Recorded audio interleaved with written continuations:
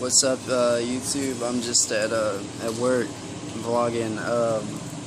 Sorry, I said I'd give you guys my testimony, and it's been a couple of days. Feels like I haven't slept in forever. I've been really busy, and so I'm really sorry. And hopefully we can get this video shot without a customer showing up. It's right now it's like 3 in the morning, so not really nobody here right now. But before I do my testimony, there's a few things you need to know. And that's one, that my life has not been easy. It's and that's an understatement. My life has definitely been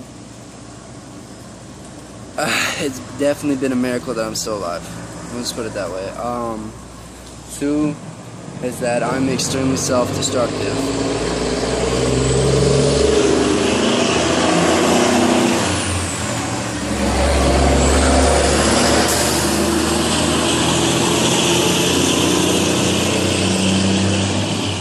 That would be an 18-wheeler. Point number 2 is that I'm extremely self-destructive. If in life everybody makes decisions, and life can be easy or life can be hard, and 9 times out of 10, any choice I make, I'll choose the hard path. I don't know why I do it, I just do it. Yeah, so I'm extremely self-destructive. I'll be on a path where I'm doing really good, and I'll destroy it for myself. But I'm working on it, and I'm getting better at it. And 3, the one thing that ever kept me going in my life was my little brother Timmy. So shout out to you, Timmy. I love him to death. He is my best friend. He's everything in the world to me. He was the one thing that no matter what I went through, I could always count on my little brother, just knowing that he's safe and he's okay. That kept me going. That was more than enough. So that's the 3 points I want to point out. And before I get started, so first off, I grew up. I want to say my life started when I got adopted at the age of about 7, because before that my life was, like I said, really rough. Alright, I don't even want to go into detail about that, but I just had a really hard childhood. Alright, and thankfully me and my little brother Timmy were able to get adopted together. And so my adopted family was big into church. And you know, I was a kid and I got saved and I got baptized. Well, I thought I understood what, being saved and what Christ meant and all that. And the youth minister is the one that baptized me, and at my church he ended up murdering another man after he baptized me. And so that never really sat right with me. I didn't see how things so horrible could happen in a church. Like, I didn't understand, so that never sat right with me. So I kind of just went to church, but just fell away from it. I was a kid, I didn't really understand, but it didn't seem right to me. So I turned about 13, and I started developing a lot of issues. I started having a lot of memories and of my childhood, and a lot of different things. It's just, I started lashing out, started causing a lot of problems for my parents. I started having like severe anger issues. It was just, I was really acting out, and I was going through some major problems. And so I completely turned away from God at the age of 13. God didn't exist for me. There was nothing. My life was hell. I was going to hell. I didn't care. And it went on for about 2 years. At that time, at the age of 13, I had started experimenting with drugs, with pot and other drugs, and I got up to drugs such as, well, over the next 2 years until I was about 15, I got into pills, cocaine, shrooms. I got into a lot of harder drugs, and it was really hard. Like, I hid it from everybody. And it was really hard, to struggle with those things so young. It was so easy to get them from school, and it was so easy just to hide, that I just, nobody knew. So I just did it, and my life went really bad, Then when I was about 15, I started causing so much problems for my parents. And I actually got kicked out of, well, not kicked out, but it was best for me to go to an open door home, because I wasn't I wasn't quite getting along with my parents. So I went there, and I was in and out of the Open Door home over the next couple of years. But because I'd do good, and I'd get out, and I'd send myself right back in. I went to YDC for a little while. I was really doing really bad. I was in school. I just wouldn't apply myself. I was really smart, but I wouldn't apply myself. School didn't matter. Nothing mattered. Just partying and all this other stuff that I shouldn't have been doing, but I was doing. I was so young, but life just sucked. I would get so depressed, and I would always have these nightmares and these memories, and I would just drink them away. That's like the only thing I could do, is just drink them away or get high as hell, and they would go away. And that was my life for years, and nobody knew. Nobody took the time to, I wouldn't open up or tell anybody, and nobody ever drug tested me. No matter how much trouble I ever got in, I never got a drug test. So nobody ever knew. It was horrible. I went to a suicide place for a little while because the judge said he was going to lock me up again, and I said I'd kill myself. And so I got sent away to a place like there for 11 days, and I just caused trouble there, and it was just a never-ending cycle of me just destroying myself because I couldn't cope with the things I'd been through, the things I'd seen. I just couldn't cope. Alright, the world sucked so bad. Nobody understood the things I'd gone through. It didn't matter who I talked to or how I did it, So then pills really became my worst drug ever, just because they were so easy to get. And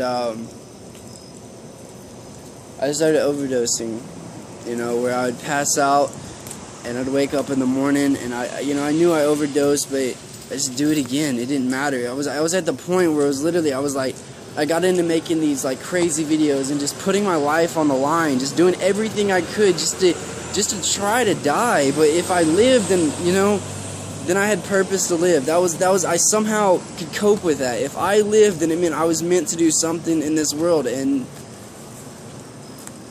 I guess I just kept trying to kill myself. I don't know why. It was how I coped. And one night I overdosed, and a person held me all night long. And I don't want to say who that is, because it would cause problems, but someone held me all night long, and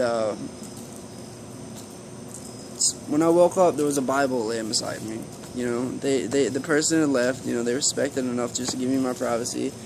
And when I woke up, there was a Bible right there beside me, and I just screamed for the Lord. I just screamed and prayed, and I just wanted it all to stop. I didn't want that life anymore. I didn't want it. Okay, it wasn't who I was. It wasn't what I was capable of. I just wanted something better. And I was about the age of 15 or 16, when this happened. And I would love to say that I got resaved and that, my life got better since then, but it didn't. For a while there, I had great things. Life was looking so much better, but then, like an idiot, I went and partied with some friends, and it started all over again. It was just, this time I was selling drugs. This time it was worse. I was lying. I was doing horrible things. And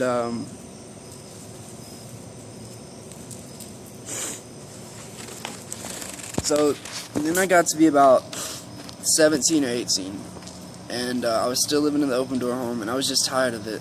I was tired of my life, just how messed up it'd become, but I'd messed it up so much I didn't think it could ever be fixed, And in the Open Door home, they had this church group that comes every Monday, and there was a man, I believe we called him Mr. Kelly, I believe his name was, and he was wonderful. He showed me stories in the Bible and things like that, and he just told me, about God, and I'd never really heard it from that perspective before, and I just really latched on, and I think that's the first time I ever really realized, this God thing might be real, and I started to take it kind of serious. But it wasn't until I was about 19, that I really started getting my crap together. And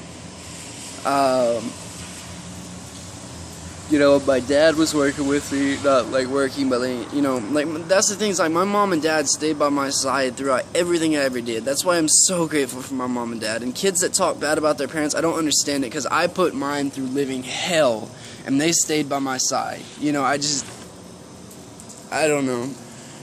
And so when I was about 19, I went to college, and 19, 20. I went to college, and I started doing Molly, and Molly's a very, very powerful drug, and I had saved up so much money, and I got on Molly, and I blew all of my money on this stupid drug, and I failed out of college, flunked out of college, spent all my money, and I literally had nothing to my name, and I had to sit there and explain to my dad what I had done, and my dad stuck by my side.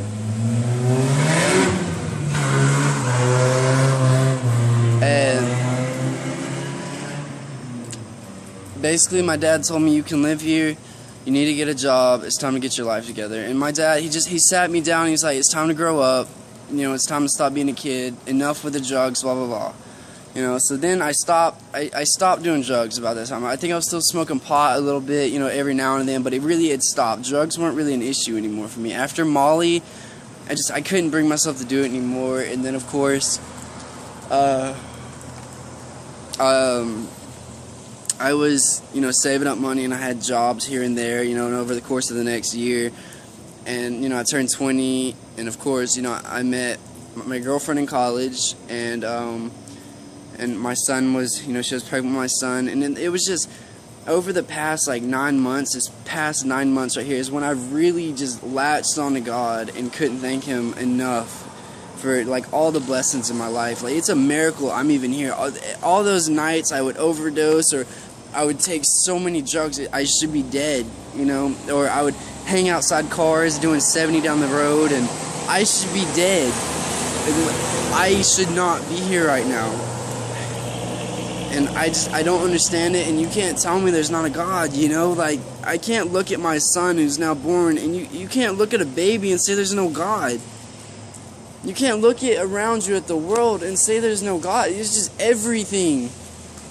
It's just, when you really open up and you let God in, it's amazing how much your life will change. I was at rock bottom with a kid on the way, and I didn't know what the hell I was going to do. Okay, I didn't know, and I started praying. I didn't know what else to do, so I started praying and asking God for His help, and it was like, bam! Immediately, everything changed. Immediately. Okay, I had bills up to my neck, and all it took was me and Promise asking the people that love us, hey, we need a little help. They helped us. We got back on our feet that way. We started preparing for the baby. The baby shower came, and it was amazing. Everybody showed up and stuff, and I just kept praying. I kept thanking God. Whenever a blessing would show up, I kept thanking Him. I kept praying for Him, and everything was getting 100 times better. The more I asked of Him, the more He showed up in my life. My life was hell until I started asking God for help. And when I started asking Him for help, let me just tell you, it changed. Okay, my life had never been that amazing. Ever. It's never been this amazing. And it's still not even fully up there, but it is a million times better. I got a job. Within 2 days of working at this job, I got promoted to assistant manager. Who does that happen for? That doesn't happen. Okay, that's God. I didn't do that. I didn't.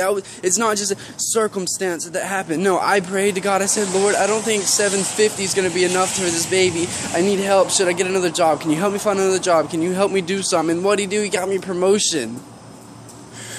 I didn't do that. That's Him. Okay, you can't tell me there's not a God. For those of you out there that are struggling or going through something, please just take the time to pray.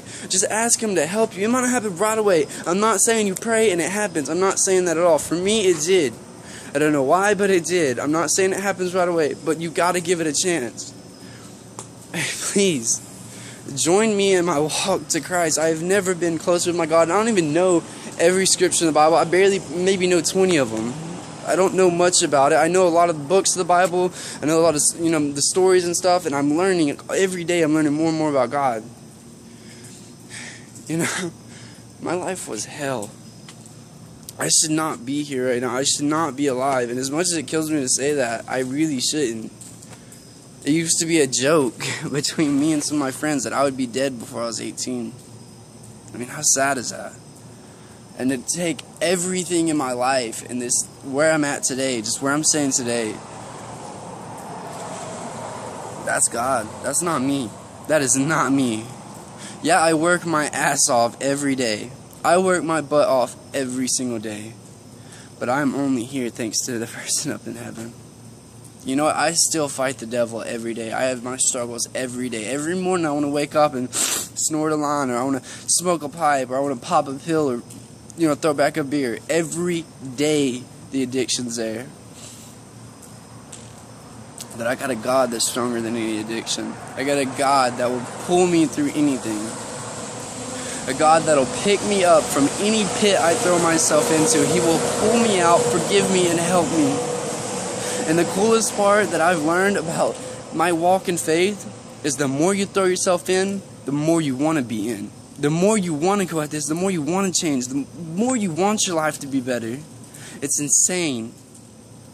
And I know this is a really long video, and if you take anything out of this, I just want you to take one thing. Don't knock it before you try it. Alright, God changed my life. A full 360. Like, I am 180, whatever you want to call it. My life was living hell, and I was lost and didn't know what to do. I had a baby on the way. Every day I was doing drugs. I can't tell you the amount of things God has changed in my life. The people He put in my life when I asked for help. The people that helped us. You can't.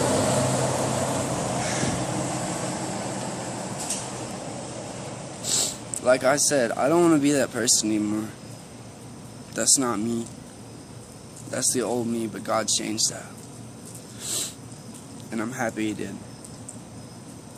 And I know He'll work in your life too. All you gotta do is you can contact me, you can contact any church. I don't care.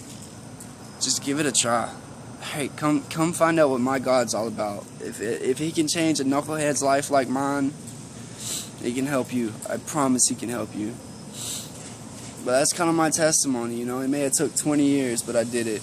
Alright, I got a customer, but I love you guys so much, and I'll see you soon. Alright, this is day 44 vlogging off.